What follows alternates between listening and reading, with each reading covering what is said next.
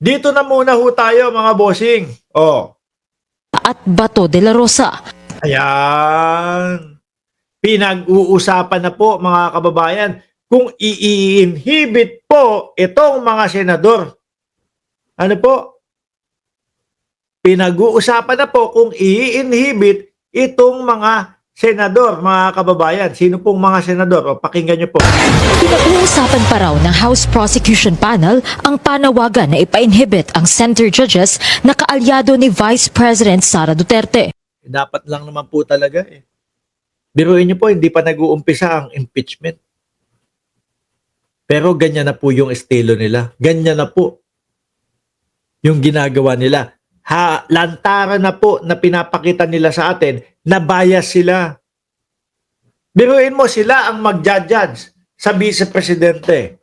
Pero kung makikita mo yung style nila, mga bossing, wala silang pakialam sa mamamayang Pilipino. Anong pakialam namin sa inyo? Oh, no? Kung makita nyo na magkasama kami, eh ano naman? 'Di ba? Hindi po naman dapat ganoon.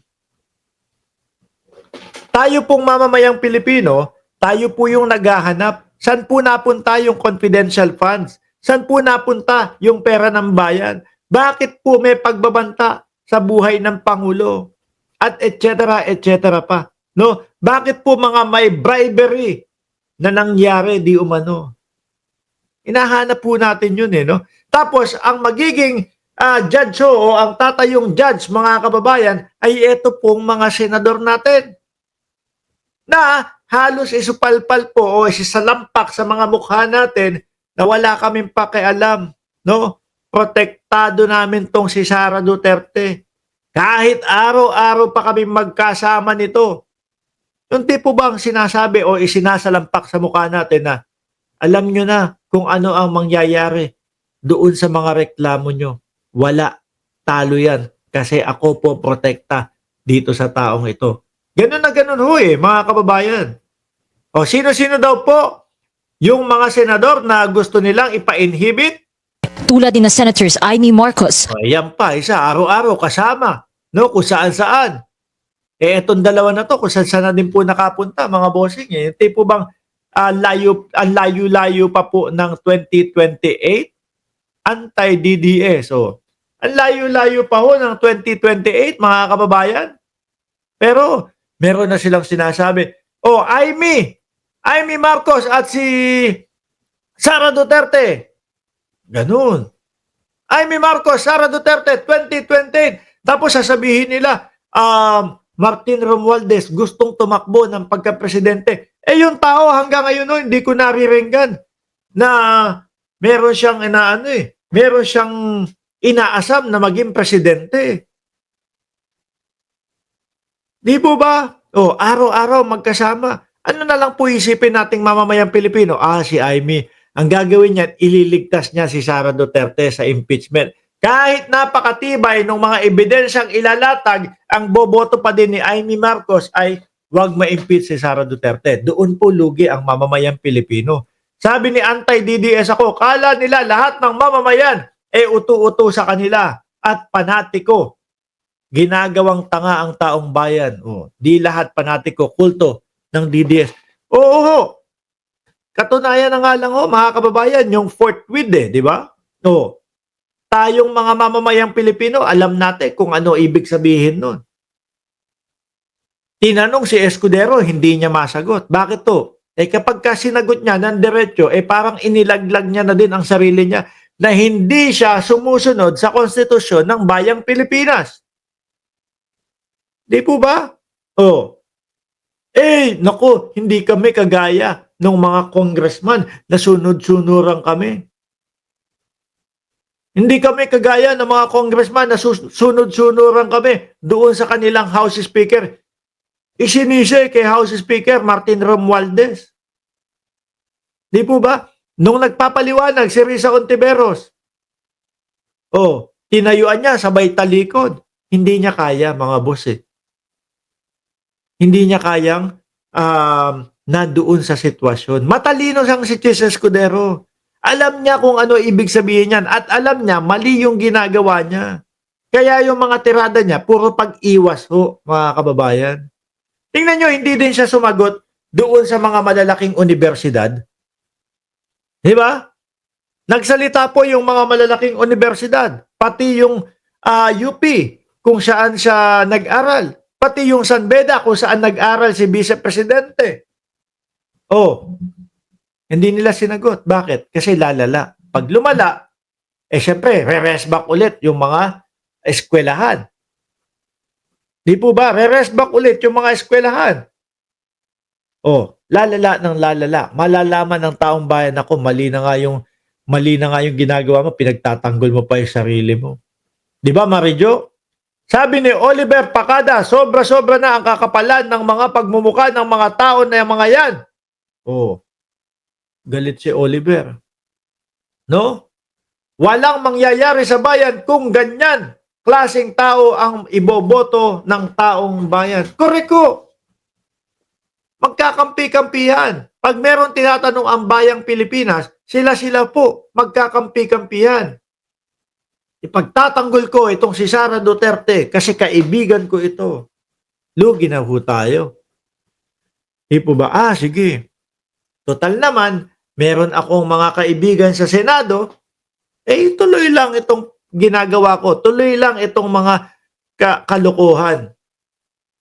Di ba? Kasi nandiyan naman ang mga senador natin. Nagtanim ang tatay ko sa kanila. Kaya hindi nila ako pwedeng i-impeach. Si Amy Marcos. O, sino pa ho ang susunod, mga kababayan? Robin Padilla at Bato de la Rosa. Si Robin Padilla. Ito din ho, mga kababayan, simula pala, wala pang kasimulaan, hindi pa nagsisimula. Ano na ang sinasabi ni Robin Padilla? Haharangan ko ang impeachment.